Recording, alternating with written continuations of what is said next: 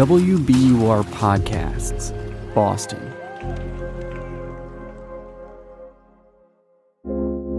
I'm Darryl C. Murphy, and you're listening to The Common.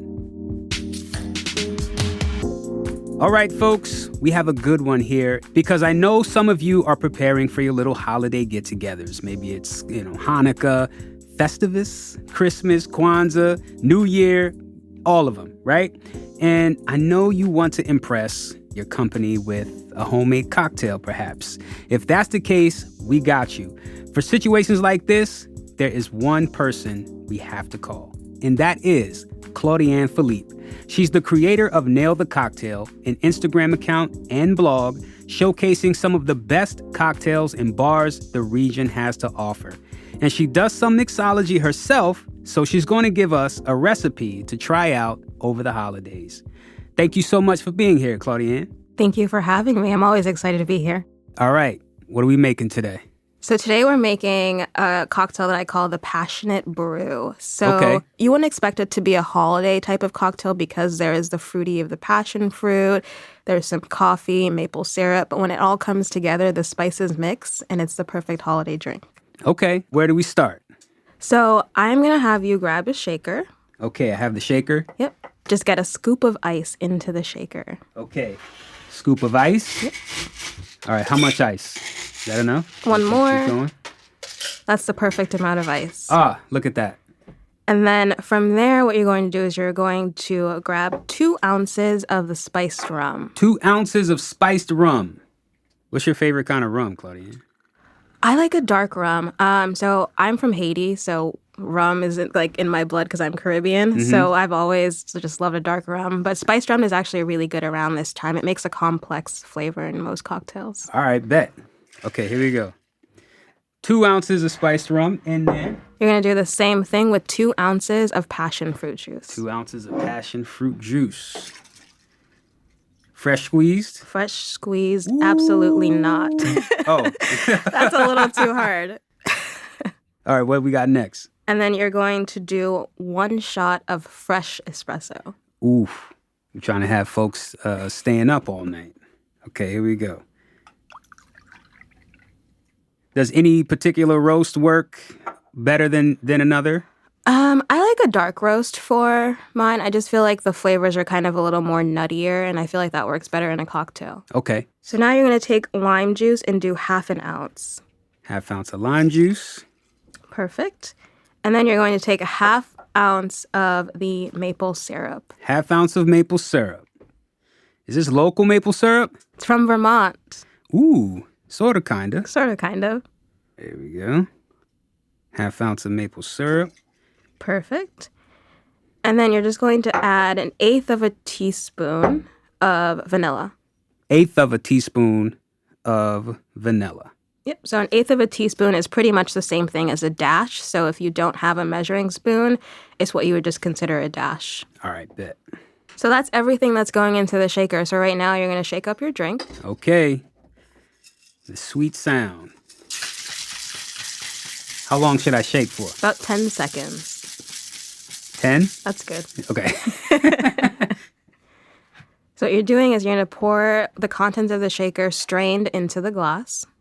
What glass does this drink work for? I like to use a rocks glass, mainly because there's just enough liquid in it so that it kind of goes right almost to the top. But you can also use like a tall Collins glass or anything you have laying around, honestly. All right, bet. So now what you're going to do is you're just going to fill the rest of the glass with ice. Okay. We got a good amount in there, too. Was this like 5-6 ounces? I didn't do the math as we were. Okay. Okay, perfect. And then what you're going to do is now you're going to garnish your drink. So as we know, my favorite garnish is a dehydrated lime wheel. Mm-hmm. So you're going to put one right on top, float it right on top of the ice. I'm going to grab a lime wheel. That looks like a work of art. And then you're going to grab a cinnamon stick and just float it right on top as well. Okay. Okay, got my cinnamon stick, got my lime wheel. And that's it. Cheers. That's nice. I'm getting the coffee, I'm getting the passion fruit. Barely taste the rum. Yeah. So this could get you in trouble if you're not paying attention, because this tastes like a coffee juice somehow. It's very good. So the beauty of this drink, which is why I like to make it around the holidays. I mean, it is a year-round drink, to be honest with you, because of the passion fruit and the lime juice and kind of the citrusy, tropical flavors. But the coffee really brings this like rich nuttiness to it. Then you have the spices of the vanilla and then the spice drum that kind of give you that like holiday feeling, and the cinnamon and all of that stuff. Yeah. So those type of flavors remind you of like a warm winter night. Mm-hmm. So it's the perfect holiday drink. Now, I don't really taste the rum in here. Yeah. So I imagine this wouldn't be a problem to turn into a mocktail. It would not.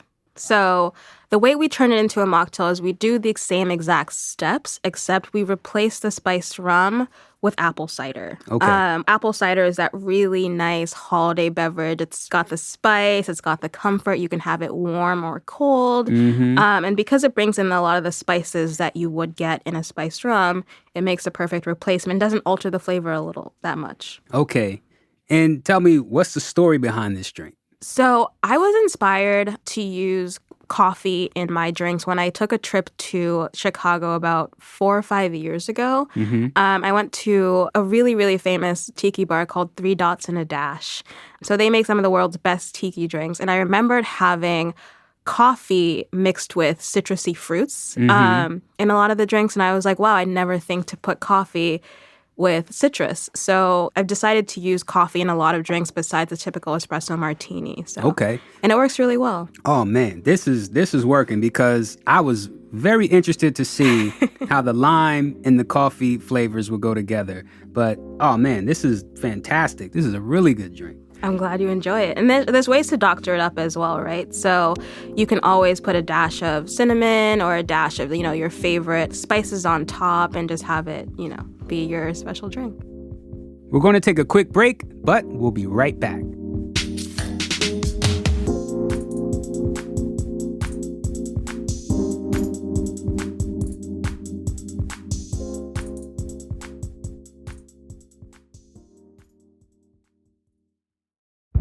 Did you kill Marlene Johnson? I think you're one of the first people to have actually asked. From WBUR and ZSP Media, this is Beyond All Repair, a new podcast about an unsolved murder that will leave you questioning everything. Somebody should be in jail for murdering my sister. A woman who's never been believed. As long as they think I have done this, then they're not looking for who actually did this. And that's what makes it a cold case. No, it's a botched case. And a search for the truth, once and for all. Wow, it just gets more interesting. Beyond All Repair. Listen and follow wherever you get your podcasts. Be careful. You're digging in a place that's been very peaceful for a while. Do it anyway. Dig.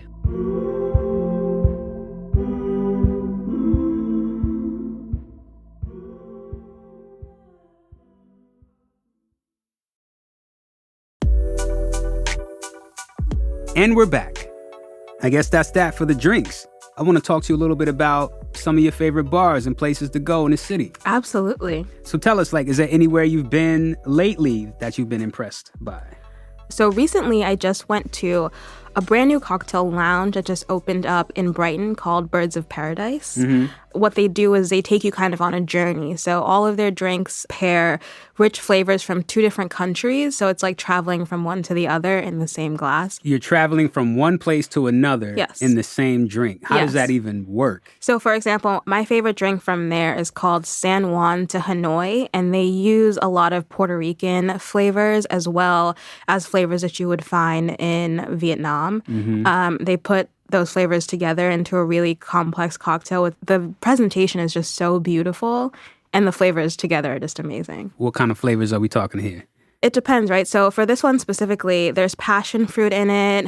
I believe the liquor is washed with butter. So it kind of has that like fatty kind of flavor to it. Yeah, and I believe there's a butter washed spirit and maybe a butter washed cold brew in it as well. Okay, what else? Any other places? Most people who follow me know I love margaritas and I love tacos. So one of my favorite places in Boston is called Yellow Door Taqueria. They just opened up a brand new location in Mission Hill. Absolutely delicious. Their margaritas are always top notch. They make everything in-house. And then their tacos are really good. I enjoy the duck taco. That's really good. And they always have, taco. they usually have kind of a rotating like vegetable taco that's really good. I had a squash one there not too long ago that was delicious. So Oof. highly recommend them. Who doesn't love a good taco? Exactly. So let me ask you this now. We're at the end of the year. Do you have a mission or specific goal that you want to hit next year? Any particular places you want to go or any particular spirit you might want to focus on? Like, tell us how you're thinking about next year. So next year, I'm focusing a lot on doing at-home cocktails and, showing people Save that money. Exactly. Showing people that although there are these really amazing bars that you can visit, you can just make drinks that are just as good with what's in your house. You might not have the skills yet, but that's where I come in, right? I can teach you the skills. I can teach you how to mix flavors. I can teach you all the techniques to use what's in your pantry at home. So I'm going to be doing a little more home bartending also mixed in with my restaurant visit content as well. The only problem I have with making cocktails at home is it's hard to stop. Exactly. But the good thing about making cocktails at home is that, you don't have to worry about getting home after, right? So True. You can always just drink responsibly. And I always tell people, when you're out, make sure you drink responsibly. But when you're at home, you can go right to sleep immediately after. That's a different type of responsibility. Exactly. And, are there any places in the city that you haven't gotten into that you're just dying to go to? Like, for example, I so badly want to get into the wig shop, but it's just hard to get into that place. Like, any places like that for you?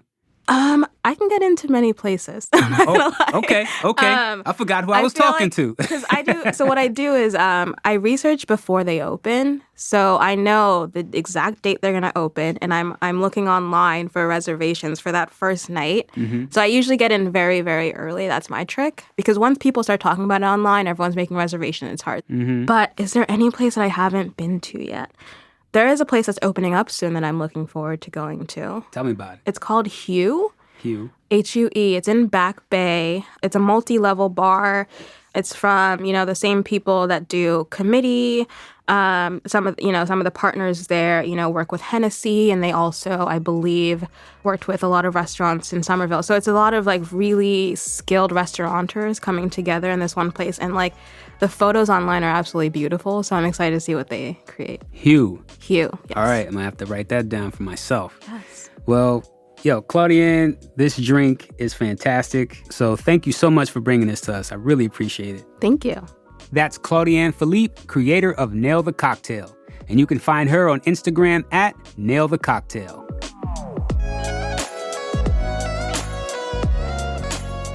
And that's our show for today. Thank you so much for listening to The Common. Please hit us up on Instagram or Twitter. Let us know how you like the drink at WBUR The Common, or send us an email at thecommon@wbur.org. And that's it from me. I'm Darryl C. Murphy. I'll talk to you tomorrow.